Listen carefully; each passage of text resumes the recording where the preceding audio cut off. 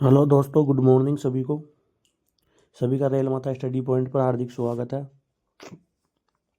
तो दोस्तों, मैं आपके सामने 17 जनवरी 2025 की करंट अफेयर्स लेकर उपस्थित हूँ। आइए अपन पहले क्वेश्चन की तरफ चलते हैं। केंद्र सरकार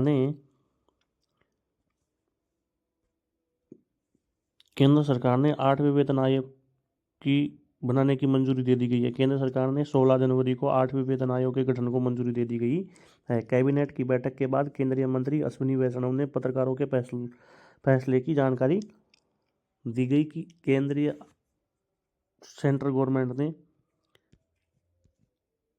8th CPC सेंट्रल पेंशन पे कमीशन की घोषणा कर दी है। यह 2026 से लागू होगा। आगे चलते हैं। इस आयोग की सिफारिशें साल 2026 से लागू होंगी। इससे न्यूनतम वेतन और पेंशन में बड़ा बदलाव आने की उम्मीद है। 7वां वेतन आयोग 1 जनवरी 2016 को लागू हुआ था। इसमें लगभग 1 करोड़ लोगों को फायदा हुआ था। 7वें वेतन आयोग का गठन पूर्व प्रधानमंत्री मनमोहन सिंह के कार्यकाल में 28 फरवरी 2014 को किया गया था। आमतौर पर हर 10 साल में अगले वेतन आयोग का गठन हो जाता है। दूसरा क्वेश्चन है कि श्रीहरिकोटा में 3,985 करोड़ में तीसरा सैटेलाइट लॉन्च पैड बनेगा। 2 सैटेलाइट लॉन्च पैड ऑलरेडी है और तीसरा लॉन्च पैड बनेगा। केंद्र सरकार ने 16 जनवरी को आंध्र प्रदेश के श्रीहरिकोटा में तीसरा लॉन्च पैड बनाने की मंजूरी दे दी गई है। श्रीहरिकोटा में किसका? इसरो का लॉन्च पैड। इसे 48 महीने में पूरा करने का अनुमान है। फिलहाल श्रीहरिकोटा में 2 लॉन्च पैड मौजूद है और तीसरा लॉन्च पैड कितने में? 3985 करोड़ रुपए में बनेगा। इस लॉन्च पैड को तैयार करने में 3,985 करोड़ रुपए की लागत आएगी। तीसरा लॉन्च पैड अगली पीढ़ी के प्रेक्षण यानी कि NGLV की ज़रूरतों को पूरा करेगा। अगली पीढ़ी कौन सी आ रही है? NGLV। इसे बाहरी उपग्रहों में कक्षा में स्थापित करने के लिए डिजाइन किया जाएगा। अब तक दोनों लॉन्च पैड से 60 से ज़्यादा लॉन्च किए जा चुके हैं। एक तीसरा लॉन्च पैड बनाने पर स्पेस में भेजे जाने वाले सैटेलाइट और स्पेस क्राफ्ट लॉन्च की संख्या बढ़ाई जा सकेगी। ठीक है दोस्तों, अगला क्वेश्चन है। आज का तीसरा क्वेश्चन है कि स्पेस में डॉकिंग करने वाला चौथा देश बन गया है इंडिया। स्पेस में डॉकिंग करने वाला देखिए तो जो स्पेस डेक्स जो मिशन भेजा गया था उसको वो अपना सफल हो गया है। एक बार ताली जरूर बजाइए DRDO के लिए। भारत अंतरिक्ष में 2 स्पेस क्राफ्ट को सक्सेसफुली डॉक करने वाला चौथा देश बन गया है। इसरो ने बताया कि 16 जनवरी को सुबह डॉकिंग एक्सपेरिमेंट को पूरा कर लिया गया है। इसरो ने बताया है कि 16 जनवरी को सुबह डॉकिंग एक्सपेरिमेंट को पूरा कर लिया गया है। ठीक है ना दोस्त, इसरो के लिए एक बार जोरदार ताली होनी चाहिए क्योंकि इसरो चौथा देश बन गया है ऐसा जो अंतरिक्ष में डॉकिंग करने वाला। ठीक है ना, इससे पहले रूस, अमेरिका और चीन ऐसा करने में सफल हुए। रूस, अमेरिका और चीन, इसके बाद अपना भारत स्पेस में डॉकिंग करने वाला चौथा देश बन गया है। और स्पेस डेक्स मिशन जो इसरो ने भेजा था वो क्या हो गया? सफल हो गया है। इस मिशन की कामयाबी पर चंद्रयान-4, गगनयान, भारतीय अंतरिक्ष स्टेशन जैसे मिशन निर्भर थे। चंद्रयान-4 मिशन में चंद्रमा की मिट्टी के सैंपल पृथ्वी पर लाए जाएंगे, वहीं गगनयान मिशन में मानव को अंतरिक्ष में भेजा जाएगा। ठीक है, इसरो ने 30 दिसंबर 2024 को श्रीहरिकोटा के सतीश धवन स्पेस सेंटर से रात 10 बजे space docking experiment mission launch किया था। इसके तहत PSLV C-60 रॉकेट से 2 स्पेसक्राफ्ट पृथ्वी से 470 किलोमीटर उपलब्ध डिप्लॉय किए गए। ये अपना क्या हो गया? सक्सेस हो गया है स्पेस डेक्स मिशन। ठीक है ना दोस्तों, चौथा क्वेश्चन है। अमेरिका ने 3 भारतीय परमाणु संस्थानों से बैन हटा दिया गया है। अमेरिका ने 15 जनवरी को 3 भारतीय परमाणु संस्थानों पर 20 साल से लगा प्रतिबंध को हटा दिया गया है। अमेरिका का यह फैसला अमेरिकी NSA जैक सुलिवन, ये कौन है भाई साहब? जैक सुलिवन वहाँ के क्या है? National security adviser. NSA national security adviser अपने कौन है? अजीत डोभाल भाई साहब जी। और ये कहाँ के हैं? जैक सुलिवन अमेरिका के हैं, जो 6 जनवरी को भारत दौरे पर आए थे। विदेश मंत्री से मुलाकात की थी और इन्होंने 3 भारतीय परमाणु संस्थानों से क्या हटा दिया? बैन हटा दिया गया है। कौन कौन से हैं 3 परमाणु संस्थान? भाभा परमाणु अनुसंधान केंद्र बार्क, इंदिरा गांधी परमाणु अनुसंधान केंद्र और इंडियन रेयर अर्थ के नाम से है। भाभा परमाणु अनुसंधान केंद्र, इंदिरा गांधी अनुसंधान केंद्र और इंडियन रेयर अर्थ के नाम से है। वहीं अमेरिका ने राष्ट्रीय सुरक्षा को लेकर चाइना की 11 संस्थानों को प्रतिबंध लिस्ट में जोड़ दिया है। भाई वो कुछ भी कर सकता है। दरअसल भारत ने 11 से 13 मई 1998 को राजस्थान के पोखरण में परमाणु परीक्षण किए थे। इस परीक्षण को ऑपरेशन शक्ति के नाम से जाना गया था। इन परीक्षण के कारण कई देशों ने भारत पर आर्थिक प्रतिबंध लगाए थे। अमेरिका ने तो 200 से अधिक भारतीय संस्थानों पर प्रतिबंध लगाए थे, तो 3 से बैन हटा दिया गया है। 5वां क्वेश्चन आज का कि जस्टिस के विनोद चंद्रन सुप्रीम कोर्ट के न्यायाधीश के रूप में शपथ ली है। सुप्रीम कोर्ट के मुख्य न्यायाधीश संजीव खन्ना ने, सुप्रीम कोर्ट के मुख्य न्यायाधीश कौन है? संजीव खन्ना ने 16 जनवरी को जस्टिस के विनोद चंद्रन को सुप्रीम कोर्ट के न्यायाधीश के रूप में शपथ दिलाई है। कौन है ये? जस्टिस के विनोद चंद्रन जी है। ठीक है, जस्टिस चंद्रन के शपथ ग्रहण के साथ ही सुप्रीम कोर्ट में न्यायाधीशों की जजों की संख्या बढ़कर 33 से 34 हो गई है। कुल स्वीकृत जज 34 है और अब कितने हैं? 33 हो गई है। बढ़कर कितनी हो गई है? 33 हो गई है। पहले 32 काम कर रहे थे, जिसमें चीफ जस्टिस भी शामिल है। सीजीआई के तहत अब कितने जज है प्रेजेंट में? 33 जज है और स्वीकृत कितने हैं? 34, यानी कि एक पोस्ट अभी भी खाली है जज की। ठीक है दोस्तों, 13 जनवरी को केंद्र ने सुप्रीम कोर्ट के चीफ जस्टिस की अध्यक्षता वाली कोलेजियम प्रस्ताव को मंजूरी दे दी। 7 जनवरी को कोलेजियम ने जस्टिस चंद्रन को सुप्रीम कोर्ट के न्यायाधीश के रूप में प्रमोट करने की सिफारिश की थी। तो सुप्रीम कोर्ट के कोलेजियम में चीफ जस्टिस के अलावा justice BR Gavai, justice Suryakant, justice Rishikesh Roy और जस्टिस अभय SO का भी शामिल थे। जस्टिस के विनोद चंद्रन को 8 नवंबर 2011 को केरल हाईकोर्ट का न्यायाधीश नियुक्त किया गया था। तो 29 मार्च 2023 को उन्हें पटना हाईकोर्ट का मुख्य न्यायाधीश नियुक्त किया गया था। ठीक है दोस्तों, इसमें कोलेजियम सिस्टम में कौन कौन होते हैं? CGI भी होता है, CGI उसकी अध्यक्षता करता है। ठीक है दोस्तों, आगे चलते हैं। अगला क्वेश्चन है कि नोवाक जोकोविच सबसे ज़्यादा ग्रैंड स्लैम मैच खेलने वाले खिलाड़ी बन गए। डिफेंडिंग चैंपियन नोवाक जोकोविच ने पुर्तगाल के जेम फारिया को हराकर ऑस्ट्रेलियन ओपन 2025 के तीसरे राउंड में जगह बना ली है। तो जोकोविच का यह ग्रैंड स्लैम करियर का 430वां सिंगल खिताब है। 430वां सिंगल्स मैच था, खिताब नहीं मैच था। तो जोकोविच 430 आंकड़ों को छूने वाले पहले खिलाड़ी बन गए हैं। उन्होंने स्विस खिलाड़ी रोजर फेडरर 429 को पीछे छोड़ दिया गया है। अमेरिका की सेरेना विलियम्स 423 लिस्ट में तीसरे नंबर पे है। ठीक है ना, जोकोविच पहले नंबर पे, रोजर फेडरर दूसरे नंबर पे और सेरेना विलियम्स तीसरे नंबर पे।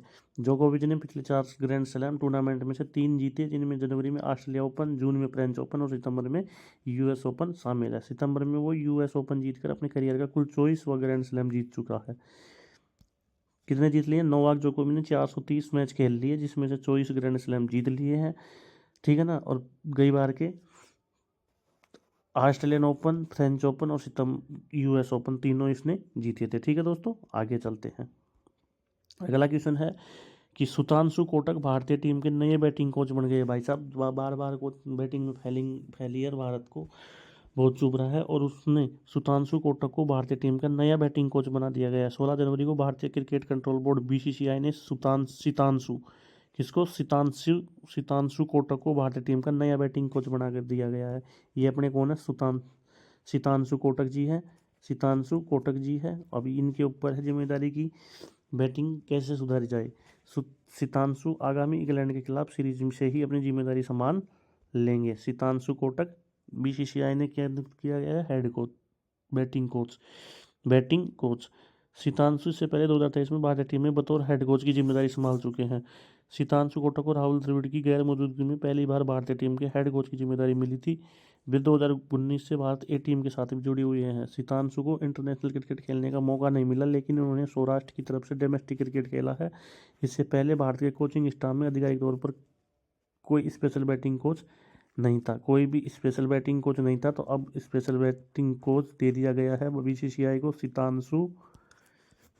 सितांशु कोटक जी को। ठीक है, डोमेस्टिक क्रिकेट किस तरफ से? सौराष्ट्र की तरफ से खेलते थे पहले। आगे चलते हैं। स्टाफ में अब हेड कोच गौतम गंभीर के अलावा मोर्ने मार्कल बॉलिंग कोच, अभिषेक नायर सहायक कोच, रेयान डोयसेट सहायक कोच और T दिलीप फील्डिंग कोच है। और अब ये सितांशु कोटक जी क्या हो गए? Batting coach. कन्नुमा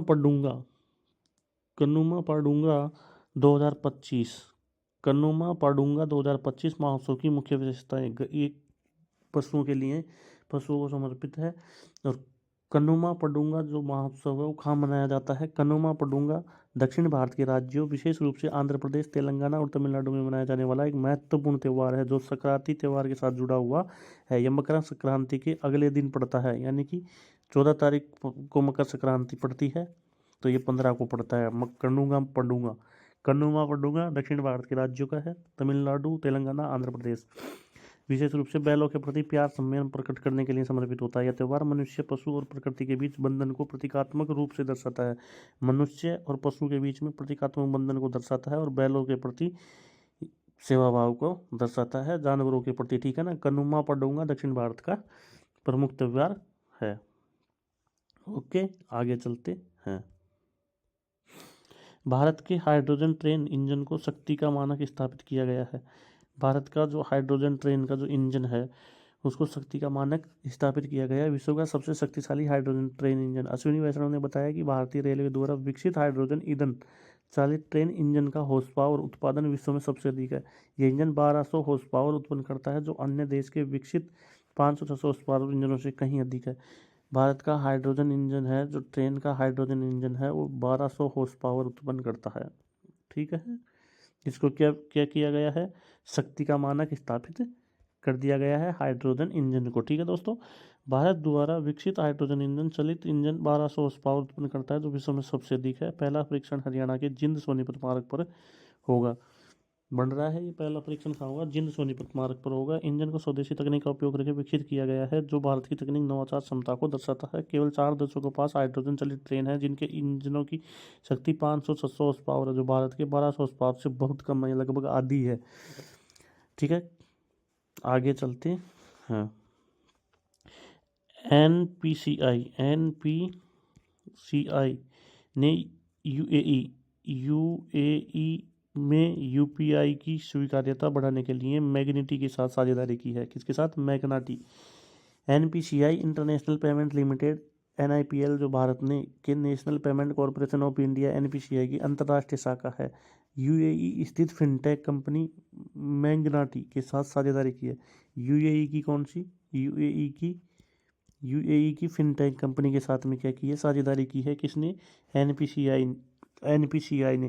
एनपीसीआई ने जो यूपीआई स्वीकार्यता को बढ़ाने के लिए वहाँ की जो लोकल फिनटेक कंपनी है मैग्नाटी, उसके साथ में साझेदारी की है, एमओयू किया है। साझेदारी का उद्देश्य भारतीय यात्रियों के लिए यूएई में यूनिफाइड पेमेंट यूपीआई लेनदेन को सक्षम करना है। इस सहयोग में यूपीआई को यूएई के पेमेंट इकोसिस्टम में एकीकृत किया जाएगा, जिसे भारतीय आगंतुक अपनी पसंदीदा भुगतान विधि का उपयोग बिना किसी परेशानी के कर सकेंगे।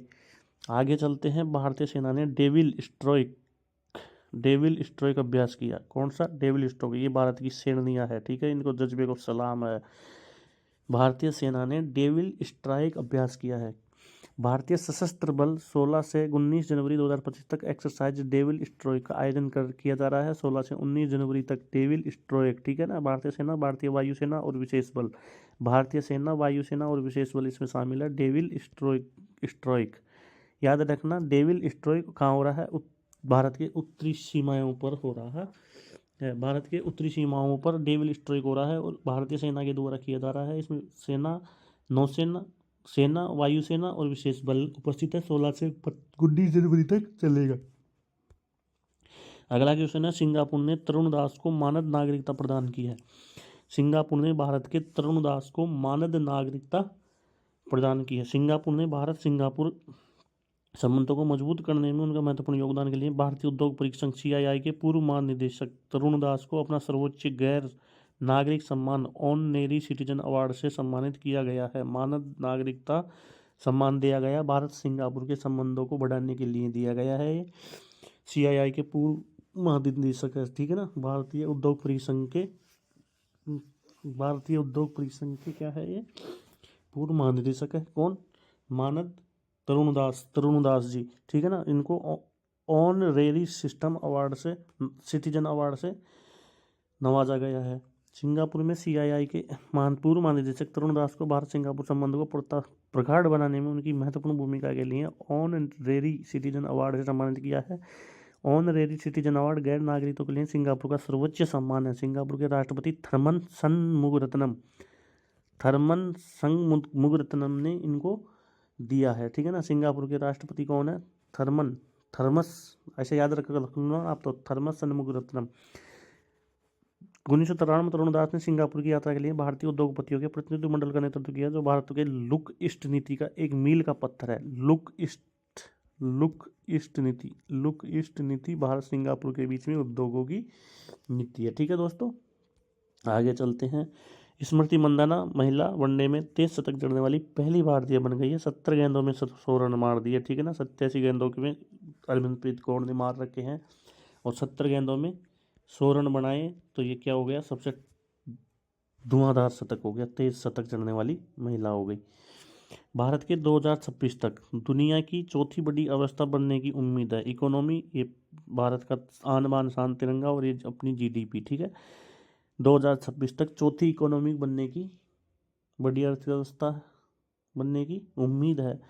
भारत 2026 तक जापान को पछाड़कर विश्व की चौथी सबसे बड़ी अर्थव्यवस्था बनने की ओर अग्रसर है। यह जानकारी PHD chamber commerce industry PHDCI ने दी है।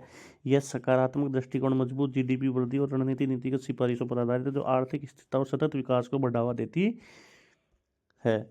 संभावित जीडीपी वृद्धि दर 6.8 और 2025-26 में 7.7 की दर से बढ़ने की संभावना है। इस वृद्धि दर भारत 2026 में जापान को पीछे छोड़ सकता है और चौथी अर्थव्यवस्था बन सकता है। अभी 5वीं अर्थव्यवस्था है भारत, ठीक है। 2023 में ही बन गया था और चौथी अर्थव्यवस्था बनेगा तो जापान को पीछे छोड़ देगा, ठीक है दोस्तों। आगे चलते हैं। पहला क्वेश्चन है कि साइबर सिक्योरिटी ग्रैंड चैलेंज किसके द्वारा लॉन्च किया गया है? CSGS cyber security grand challenge 2.0 किसके द्वारा लॉन्च किया गया है? प्रौद्योगिकी मंत्रालय और data security council of India.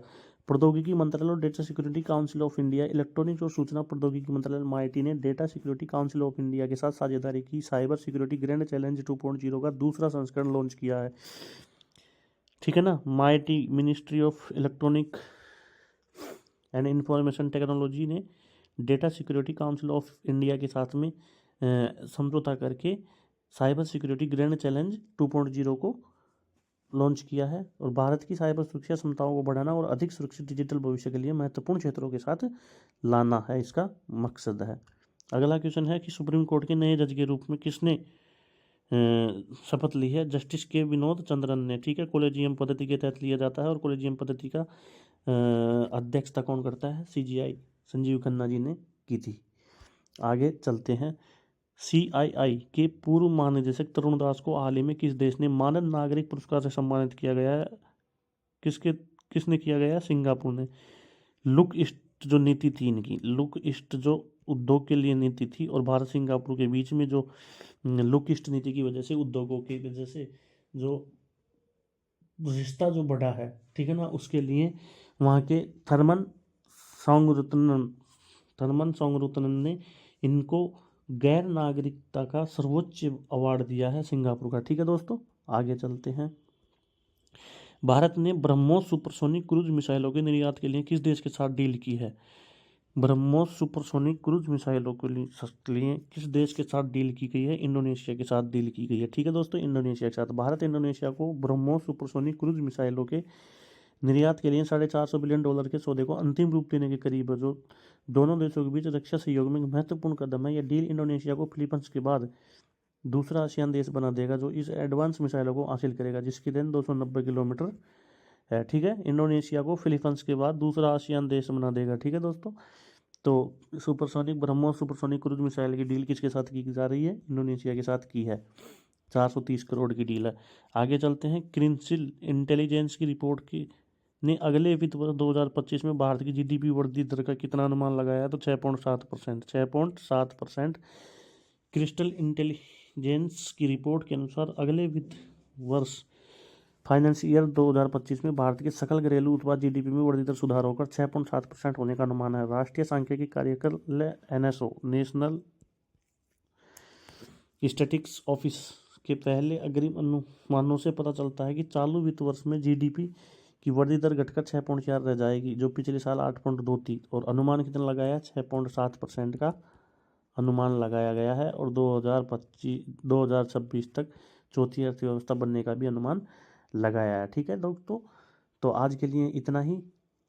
सभी को धन्यवाद। Thank you, good morning, love you. Okay दोस्तों, ज़्यादा से ज़्यादा चैनल को सब्सक्राइब कीजिए, शेयर कीजिए और सभी दोस्तों के साथ में बताइए कि एक नया चैनल चल रहा है, उस पर सुबह सुबह सुबह जल्दी ही आपको क्या मिल जाती है, करंट अफेयर्स मिल जाती है, बाकी सब कुछ मिलेगा धीरे धीरे। यदि आप मुझे अच्छा रेस्पॉन्स दोगे तो मैं भी तो कुछ अच्छा करूँगा, मैं और भी ज़्यादा अच्छा करने की सोचूंगा, ठीक है ना।